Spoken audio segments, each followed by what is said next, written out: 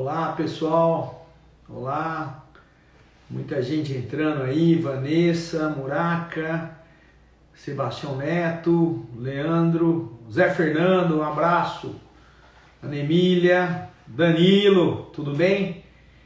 Madias, trabalha comigo, a Vânia, olá pessoal, um prazer aí estar com vocês. Nós falaremos hoje numa primeira live de uma série de várias lives sobre controle de condicionalidade. Acompanhe aí as nossas lives. Em breve nós teremos um curso aí, uma novidade que me deixa muito feliz, e vamos trabalhando aqui com todos os temas importantes, as atualidades, aquilo que você vai ter efeito prático na sua vida profissional, trabalhando aí controle de condicionalidade. Bom, vamos começar e vocês podem fazer perguntas à vontade aí sobre os temas que vocês tiverem interesse, e aí depois ao final eu respondo. Então fiquem à vontade para escrever as perguntas que eu estou acompanhando. Bom, conforme prometido, nós vamos lembrar um pouquinho da supremacia da Constituição.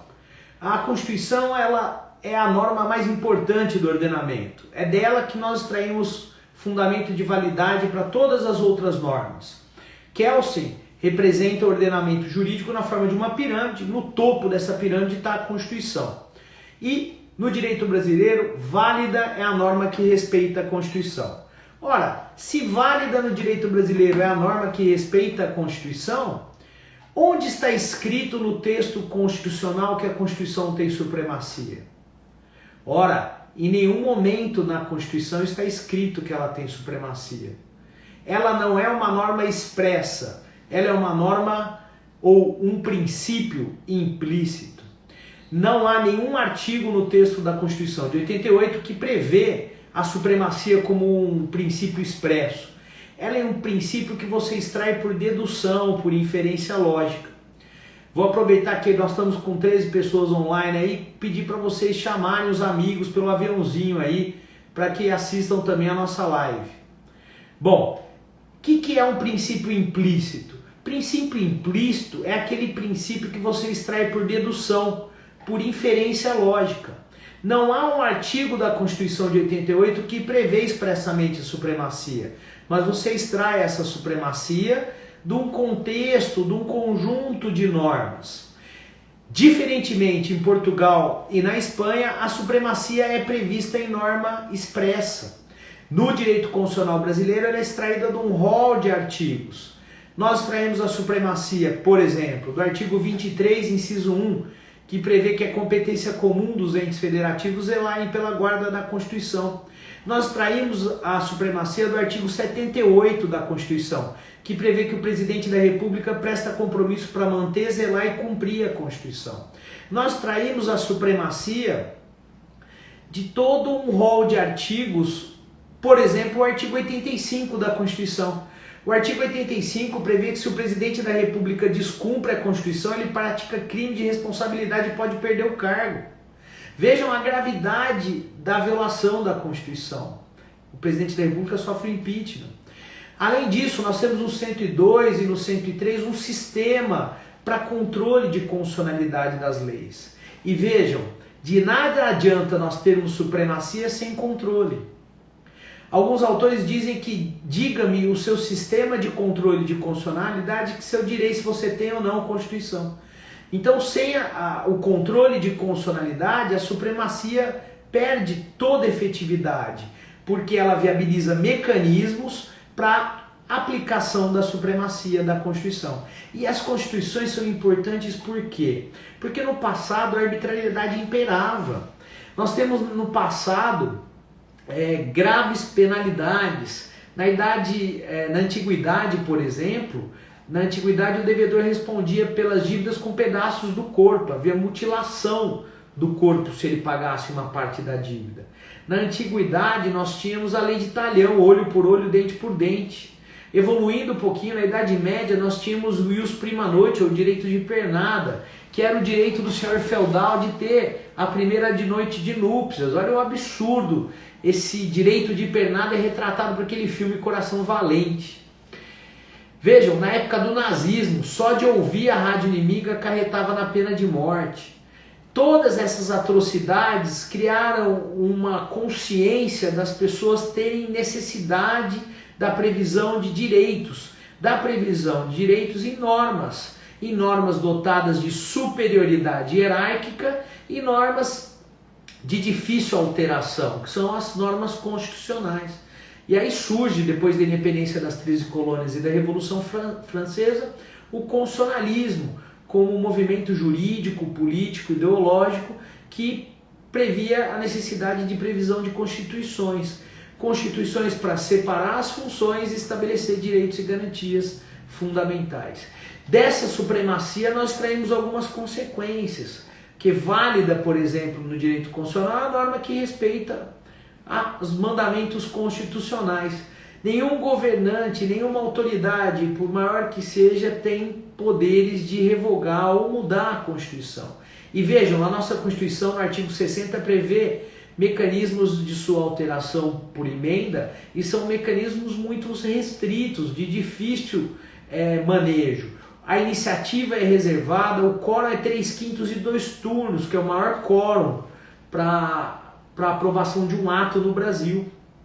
Bom, e tem as cláusulas pétreas, que é o núcleo intangível da Constituição, que a proposta de emenda não pode chegar perto de abolir. Então vejam, a supremacia ela é estampada no texto constitucional e reafirmada por diversos artigos. Fixadas essas premissas, nós podemos avançar um pouquinho e trabalhar a inconstitucionalidade. E a inconstitucionalidade é um vício, uma doença. O ato contrário à Constituição ele sofre de um mal, uma doença. Essa inconstitucionalidade vício não se confunde com a sanção ou a pena aplicável ao ato inconstitucional. O ato inconstitucional no direito brasileiro ele é uma doença, um vício. E a consequência dessa inconstitucionalidade é a sanção aplicável ao ato inconstitucional. No direito constitucional brasileiro, o ato é nulo, tá? Daqui a pouco nós vamos também estudar um pouquinho sobre isso. Mas dentro da inconstitucionalidade, nós temos espécies. A doutrina utiliza uma classificação conforme a modalidade de inconstitucionalidade. A inconstitucionalidade pode ser por ação ou por omissão, conforme o tipo de conduta que é praticada. Lembrando que as classificações ela têm efeitos didáticos para facilitar a compreensão pelo intérprete, pelo estudioso, pelo estudante. A inconstitucionalidade por ação é praticada uma conduta positiva contrária à Constituição. Na inconstitucionalidade por omissão, a Constituição prevê uma conduta positiva e o poder público é omisso. Na inconstitucionalidade por omissão é um deixar de agir. E na inconstitucionalidade por ação, nós temos umas classificações. Quanto às espécies de inconstitucionalidade, nós temos a inconstitucionalidade formal e também temos a inconstitucionalidade material. A formal diz respeito ao procedimento ou ao processo de elaboração da norma. A Constituição prevê o procedimento de elaboração da norma, mas esse procedimento não é respeitado. O devido processo legislativo está lá no texto constitucional, do artigo 59 ao 69, só que ele não é respeitado. A inconstitucionalidade, então, formal diz respeito sempre ao procedimento de elaboração do ato normativo, que está lá no texto constitucional, mas ele não é respeitado. E o que é interessante dentro da inconstitucionalidade formal e que acontece muito. Vejam, nós temos na lei do mandado de injunção um dispositivo que não foi alterado pelo bicameralismo, que só foi incluído em uma das casas legislativas, que é aquele dispositivo que prevê a legitimidade da Defensoria Pública no mandado de injunção coletivo. Ora, se a norma não passa pelas duas casas legislativas e a Constituição prevê isso, nós temos uma inconstitucionalidade formal. Também no Código de Processo Civil nós temos diversos artigos que não foram aprovados, que foram inseridos pela Comissão de Redação no Senado. Nós vamos ver em algumas lives seguintes alguns deles, mas eu posso citar, por exemplo, aquele artigo do Código de Processo Civil, o artigo 525, parágrafo 15, que prevê que o prazo de contagem da ação rescisória, quando o Supremo declara a inconstitucionalidade, começa a partir da declaração de inconstitucionalidade. esse dispositivo, o Cássio Scarpinella Bueno fala no livro dele, não foi aprovado nas duas casas legislativas. Portanto, esse dispositivo violou o devido processo legislativo porque não houve aprovação bicameral. Portanto, ele acarreta na sanção nulidade, porque é uma inconstitucionalidade formal. Então, vocês têm que acompanhar e verificar se aquele dispositivo que envolve a causa que vocês atuam como advogados, como juízes, tem juiz aqui, um abraço para o Carlos Eduardo Montes, um abraço para o Zé Fernando Steinberg, 2 juízes amigos que me prestigiam. Você tem que verificar se ali foi aprovada aquela norma pela bicameralidade, de acordo com o trecho 59 a 69 do devido processo legislativo. E tem acontecido isso, tá? Uma honra entrar aqui o meu amigo Marcelo Mazola, vi também o Zaiden, um abraço para vocês, queridos. Feitas essas considerações sobre a inconstitucionalidade formal, nós não podemos esquecer da inconstitucionalidade material. A inconstitucionalidade material diz respeito à matéria, ao conteúdo, ao assunto. O assunto é tratado na Constituição, mas a norma trata de forma diferente.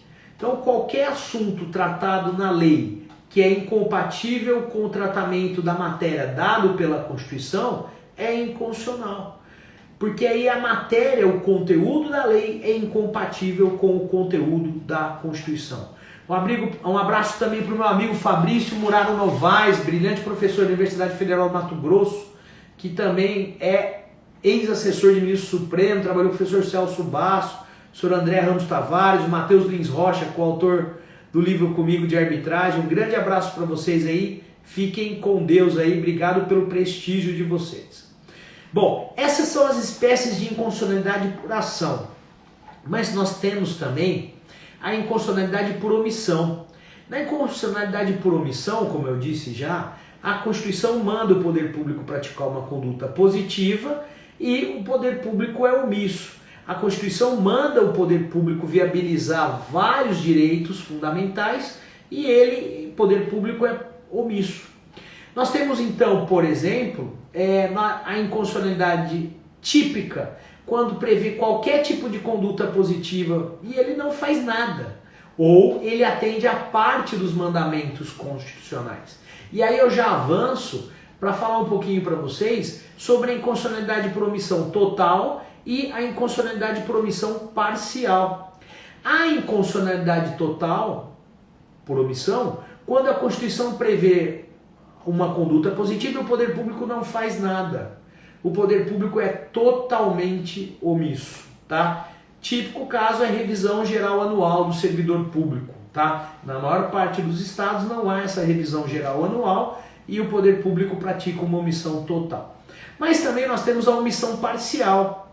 A omissão parcial, ela existe quando o legislador atende a parte dos mandamentos constitucionais. A Constituição manda o poder público praticar atender vários requisitos e ele atende a parte daqueles requisitos. Típico exemplo é o artigo 7º, inciso 4 da Constituição, que prevê que o salário mínimo tem que atender às necessidades básicas vitais, com saúde, alimentação, lazer, transporte, moradia. E é lógico que o salário mínimo não atende a todos esses mandamentos constitucionais. E aí nós temos a famosa inconstitucionalidade por omissão parcial, né? Bom, nós não podemos esquecer também de um conceito interessante que é importante vocês terem em mente agora para entender algo lá na frente do controle de constitucionalidade. Mas antes vou mandar um abraço para o meu amigo, professor Clodoaldo Moreira, lá de Goiânia, grande professor, membro do Conselho Federal da OAB, da Comissão de Direito Constitucional. Grande abraço, uma honra tê-lo aí. O Bruno Toguchi também, meu amigo aqui no Instagram. Grande abraço para todos vocês aí. A inconstitucionalidade superveniente, ela é um rótulo empregado, mas que na verdade ela tecnicamente não é considerada inconstitucionalidade. A inconstitucionalidade superveniente, quando a norma surge posteriormente à edição, a inconstitucionalidade superveniente, porque a norma é anterior ao texto constitucional. Tecnicamente, não há falar-se em inconstitucionalidade superveniente, Porque se a norma era anterior à Constituição, há um conceito diverso da inconstitucionalidade. A inconstitucionalidade ela exige que o ato seja elaborado na vigência da mesma Constituição. Atos anteriores à Constituição nunca serão inconstitucionais. A inconstitucionalidade é um vício contemporâneo. Ela exige que o ato seja elaborado na vigência da atual Constituição. A inconstitucionalidade superveniente ela é resolvida pelo fenômeno da recepção. Atos normativos anteriores à Constituição com ela compatíveis são considerados recepcionados. Incompatíveis são considerados revogados. Não há inconstitucionalidade superveniente, tá? Isso é reiterado pelo Supremo em diversos casos e é um cuidado que vocês têm que ter com a terminologia correta e não cabe ação direta de inconstitucionalidade. Essa é a grande pegada. Por quê? Não cabe a DIN para controle de atos anteriores à Constituição. Cabe à DPF, porque a lei da DPF prevê o cabimento da arguição dos cumprimentos de preceito fundamental quanto a atos anteriores à Constituição de 88. Perfeito. Fixadas essas premissas, nós podemos avançar para um novo assunto. A inconstitucionalidade por arrastamento, também chamada inconstitucionalidade consequente. A inconstitucionalidade por arrastamento, ela significa que a declaração de inconstitucionalidade de uma norma acarreta na consequência da inconstitucionalidade de outra norma que é dependente dela. Há uma relação de dependência normativa entre duas normas. Essa inconstitucionalidade por arrastamento ou por dependência ou por consequência, ela ocorre, por exemplo, na inobservância do quórum para aprovação da lei delegada, do artigo 68 da Constituição. Vocês sabem que o presidente da República pode solicitar ao Congresso autorização para editar uma lei delegada. Isso é muito difícil de acontecer porque o presidente da República tem a medida provisória. Então a lei delegada praticamente caiu em desuso. Então o presidente faz uma solicitação ao Congresso na lei delegada, ela está prevista no artigo 68, e há uma necessidade de que essa lei delegada seja autorizada pelo Congresso. Se esse quórum da autorização da lei delegada não for observado, há a contaminação ou a inconstitucionalidade por arrastamento da lei delegada, depois editada pelo presidente da República. Então esse é um caso de exemplo de inconstitucionalidade por arrastamento. Também na medida provisória convertida em lei, sendo que a medida provisória já nasceu inconstitucional, isso é outro exemplo, tá? Não há convalidação da lei inconstitucional no direito brasileiro. Nós veremos isso ali de novo na nulidade do ato inconstitucional. Por que não há a convalidação do ato inconstitucional no direito brasileiro? Porque ele nasce morto, ele nasce nulo, tá? Bom, fixadas essas premissas sobre a inconstitucionalidade, nós podemos avançar um pouquinho e trabalhar um pouquinho da diferença entre inconstitucionalidade e ilegalidade. Não podem confundir isso nunca, porque isso dá uma consequência muito séria. A ilegalidade, ela não pode ser objeto de ação direta de inconstitucionalidade. A impugnação de uma norma que viola uma lei, ela não é passível de controle de constitucionalidade. Isso é um cuidado importante, porque existem diversas ações diretas de inconstitucionalidade que impugnam leis ou atos normativos que violam outras leis. Essa crise de legalidade, seja até de um ato administrativo que viola a lei, ela não é passível de controle via ação direta, porque ela não é uma inconstitucionalidade direta. Ela é uma inconstitucionalidade indireta. Indiretamente, um decreto que viola a lei, viola também a Constituição, mas é uma crise de legalidade. Então essa inconstitucionalidade, ela é apenas indireta, que na verdade é uma ilegalidade. Já a inconstitucionalidade é a violação de qualquer ato normativo pela Constituição. Isso é totalmente diferente da ilegalidade. Então, inconstitucionalidade direta afronta o texto constitucional. Inconstitucionalidade indireta, na verdade, é uma mera ilegalidade, é um erro muito comum em ação direta de inconstitucionalidade. Perfeito? Ótimo. E podemos avançar um pouquinho, lembrando que a inconstitucionalidade, ela é uma contrariedade à Constituição. Ela é um conflito. Ela é aquele conflito que nós estudamos no comecinho do curso de Direito, que está lá na professora Maria Helena Diniz, daquele livro Conflito de Normas, na Antinomia. Só que o conflito da Constituição com uma lei sempre prevalece a Constituição. Porque o que acontece? Essa contrariedade, ela é resolvida pelo critério hierárquico. E o critério hierárquico que elimina toda e qualquer possibilidade de você continuar com essa lei inconstitucional. Então, na prática, é uma antinomia. E lembrem de estudar sempre a antinomia, que ela tira a gente de várias situações difíceis, principalmente quando sai lei nova. Então, eu tenho o critério hierárquico, tenho que a lei superior prevalece sobre a que está abaixo, na pirâmide do Kelsen, na escala aí do ordenamento jurídico, e também tem o critério cronológico.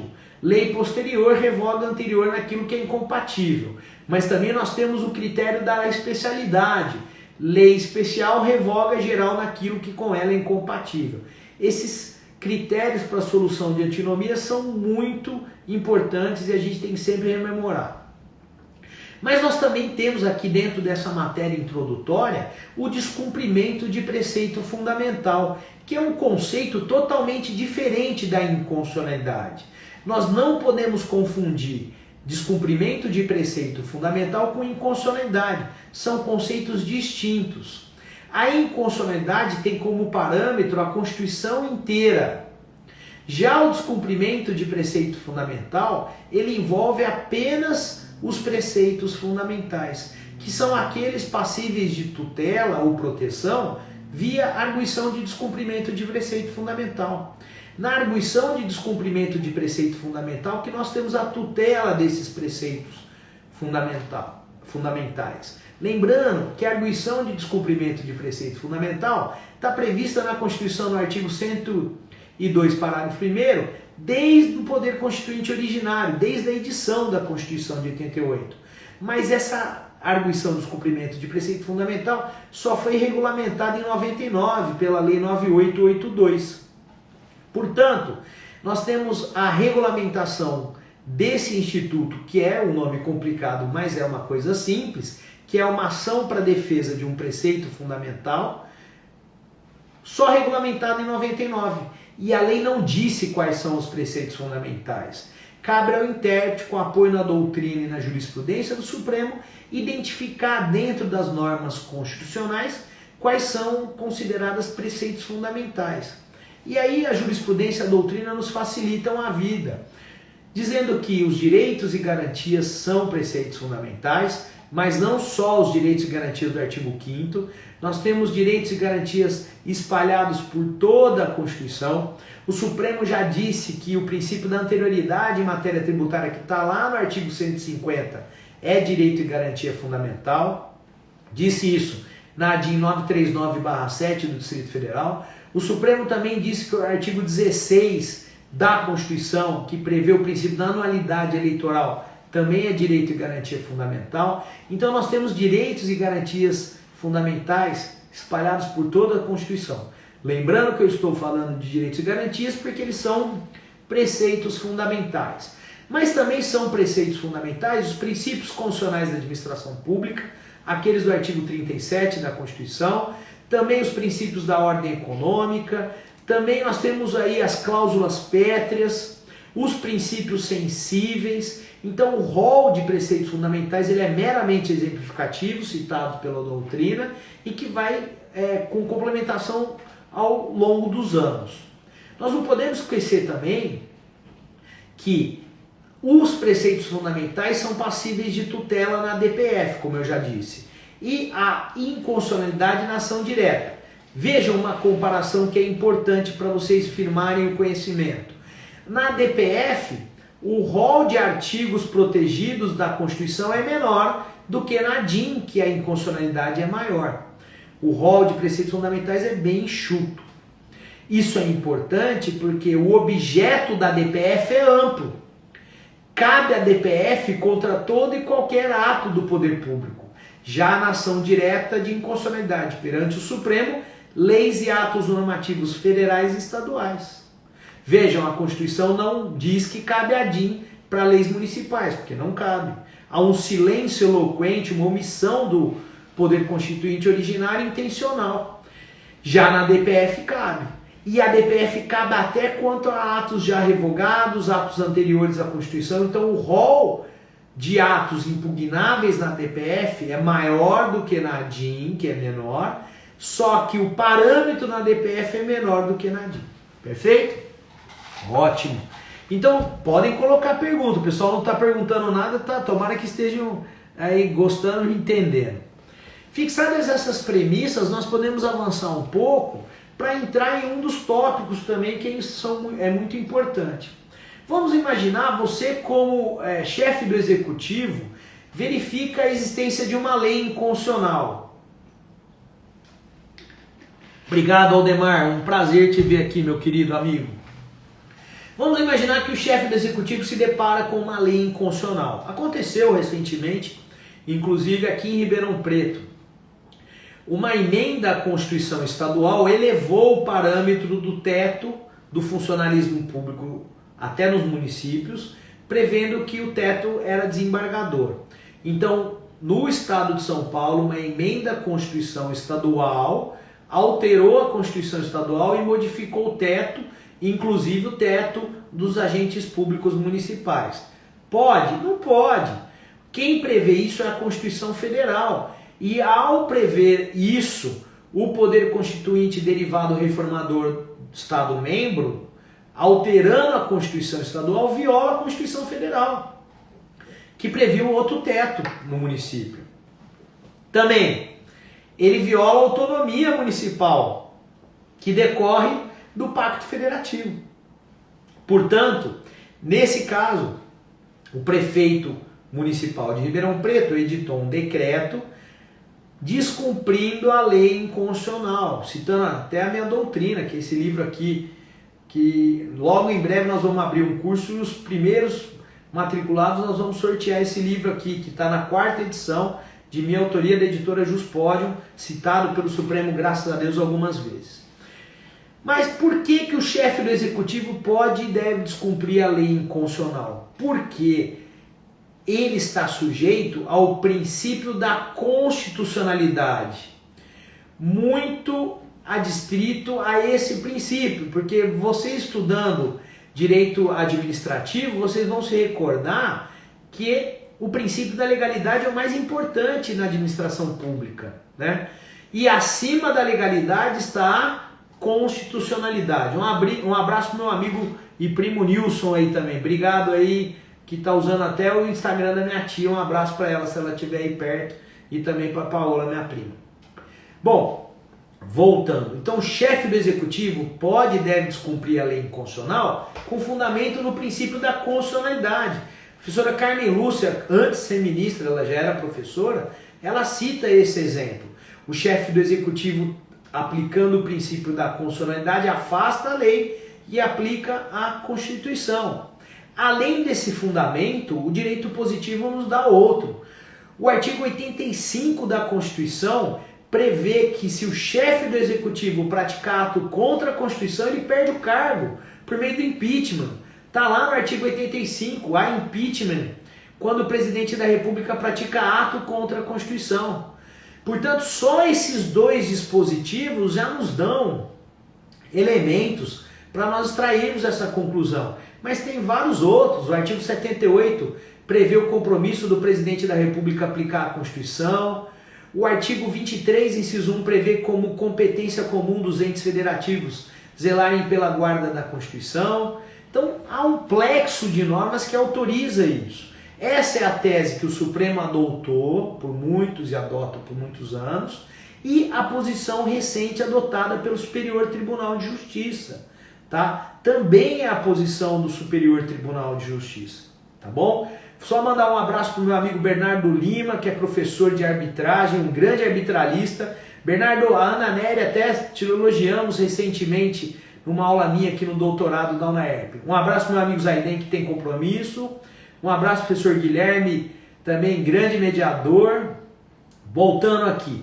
Então essa é a corrente que predomina na jurisprudência, seja do Supremo, seja do STJ. O chefe do Executivo pode e deve descumprir a lei inconstitucional, porque senão ele viola o princípio da constitucionalidade, que está acima da legalidade, sob pena também dele praticar crime de responsabilidade previsto no artigo 85 da Constituição, porque o ato contra a Constituição é crime de responsabilidade, e um plexo de normas, ok? Essa tese, então, é a majoritária. Há quem entenda em sentido contrário. Alguns doutrinadores, cito o professor André Ramos Tavares, defendem que, com o advento da Constituição de 88, essa tese que o chefe do Executivo pode descumprir a lei inconstitucional perdeu força. Porque antes da Constituição de 88, na Constituição de 67, com a emenda de 69 e seguintes, havia o monopólio de legitimidade exclusiva, porque é monopólio, pleonasmo falar monopólio, mas havia legitimidade exclusiva do Procurador-Geral da República para entrar com ação direta. Vem a Constituição de 88 e amplia o rol de legitimados no artigo 103, prevendo 10 legitimados e 9 incisos.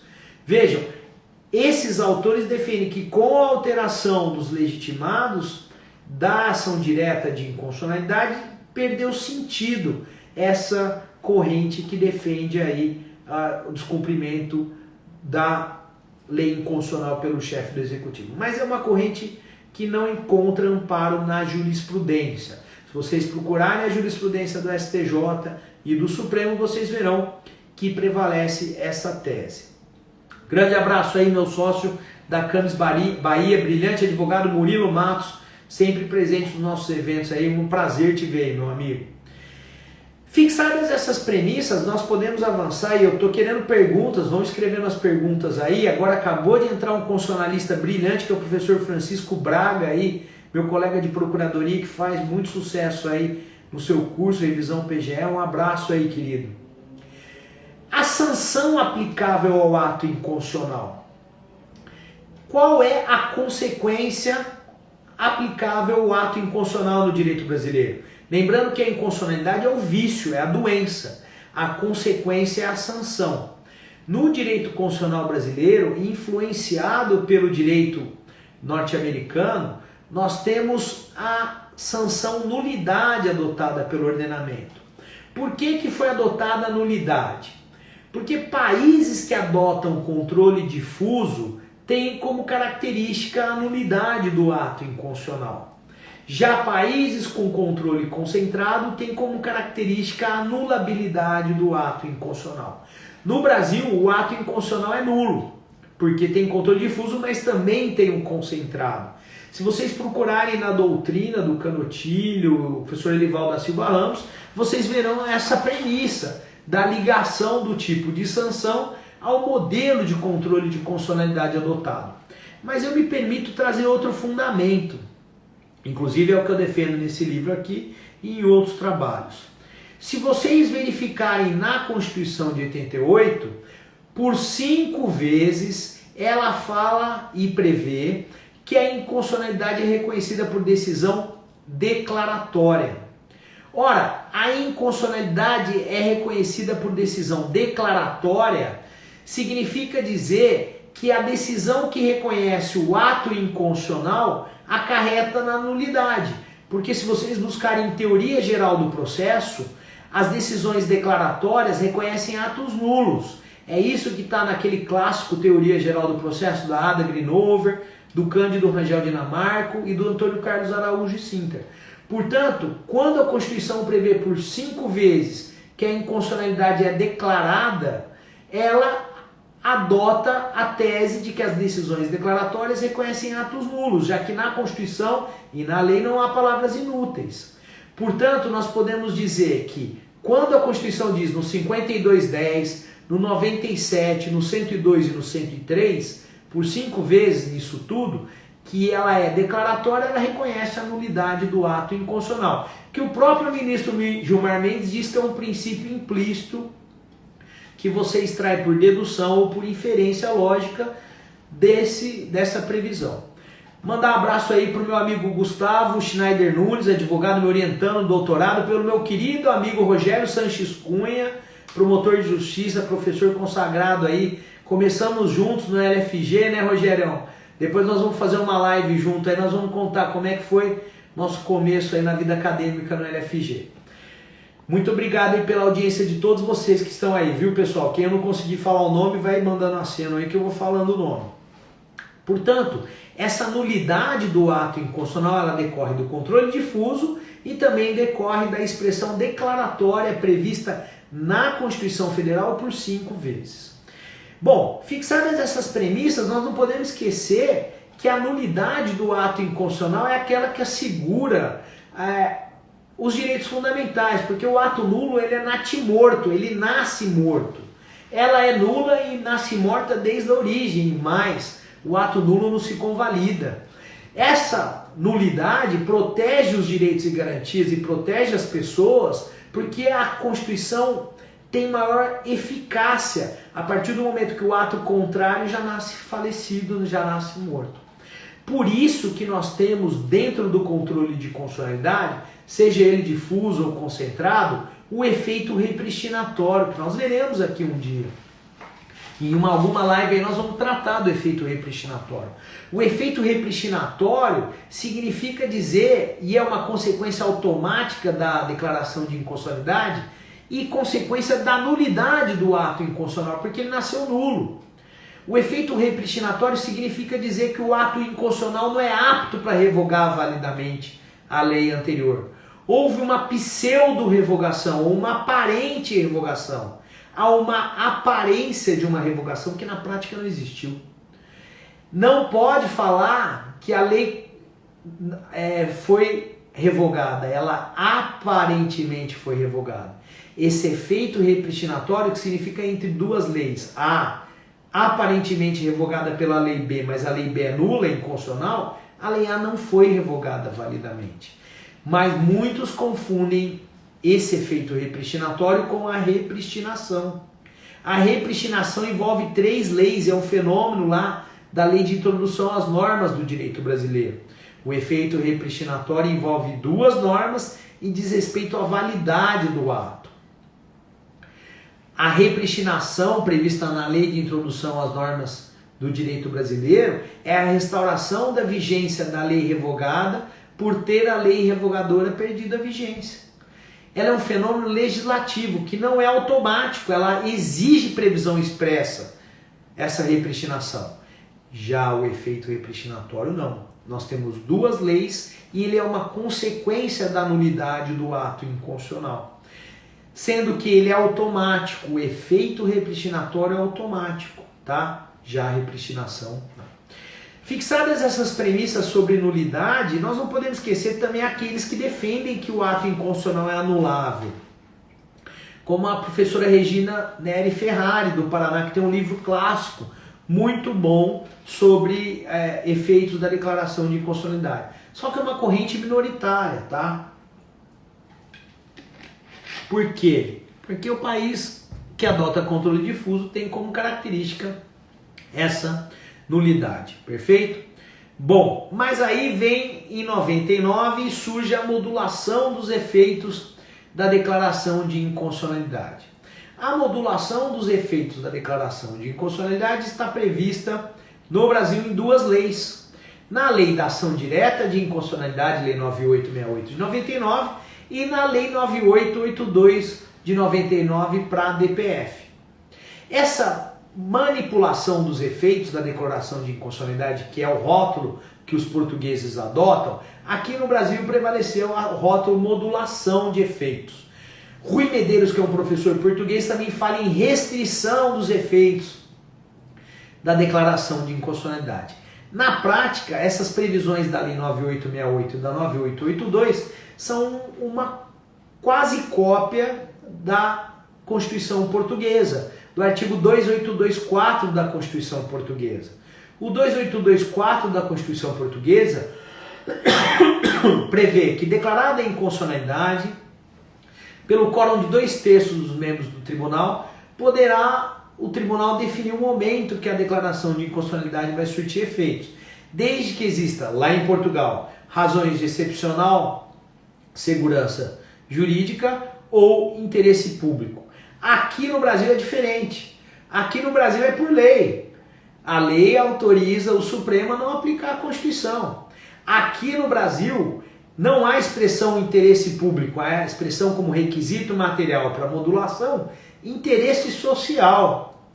Vejam, foi um absurdo quando surgiu essa previsão legal em 99, porque o legislador autorizou o Supremo a não aplicar a Constituição. E o Supremo é o guardião da Constituição. Uma necessidade que existia de positivação de algo que não estava no ordenamento jurídico. O Supremo declarava inconstitucionalidade sem pronunciar a nulidade. Veja que, olha só, não posso deixar de saudar dois grandes amigos aqui, o Alberto Maia, aqui, grande arbitralista, e meu querido Pedro Lenza, meu querido amigo de vários anos aí, né, Pedrão? Desde a época que eu trabalhava em Santos, aí um grande amigo, Pedro Lenza. Seja bem-vindo, querido. Vamos marcar uma live juntos qualquer dia. Mas voltando aqui ao assunto. Vejam que nessa modulação dos efeitos dessa declaração de inconstitucionalidade, nós temos o reconhecimento do vício, mas a não aplicação da sanção de inconstitucionalidade, que é a nulidade. O Supremo, com base em todos esses dispositivos que eu disse, tem poderes para delimitar por quanto tempo a lei inconstitucional vai produzir efeitos. Pode ser um dia, pode ser 2 dias, pode ser em anos, 300 anos. Quando surgiu essa previsão, vários doutrinadores defenderam a inconstitucionalidade.